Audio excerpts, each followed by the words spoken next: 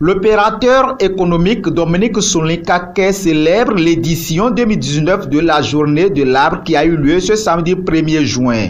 À l'occasion de cette 35e édition de la Journée nationale de l'arbre, le PDG de Kakesek Industrie SA s'est rendu dans l'une de ses fermes agro-pastorales, précisément dans celle du village de Dagadoro à une dizaine de kilomètres du centre-ville Savalou aux abords de la voie inter-État Savalou-Tchéti, où plus de 350 plantules sélectionnées et 700 plantules greffées ont été mises en terre sur un domaine de 10 hectares. Ces plantules de cajou ont été mises à la disposition du désormais exploitant agricole Dominique Sounlin-Kaké par un des pépiniéristes sélectionnés par le gouvernement du président Talon dans le cadre du projet de développement agricole et surtout de la filière cajou. Selon l'ex-agent au maire de la commune de Savalou, ce projet voulu par le gouvernement Talon et qui vise à développer la filière cajou permet aux producteurs de réaliser une forte récolte de 2 tonnes à l'hectare avec ces plantules de cajou nouvelle génération au lieu de d'1 tonne à l'hectare.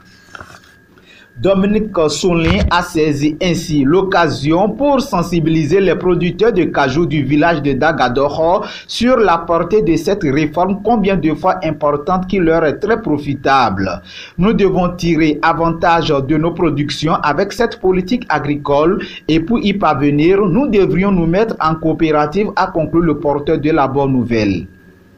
Kaké Dominique invite pour la circonstance tous les acteurs impliqués dans la filière cajou à penser désormais à la production de noix de cajou avant de s'intéresser à sa commercialisation. Cela permettrait au gouvernement du nouveau départ d'atteindre l'un de ses objectifs de programme d'action pour un Bénin véritablement révélé dans le secteur agricole, notamment dans la filière cajou, véritable pourvoyeur de l'économie locale et nationale.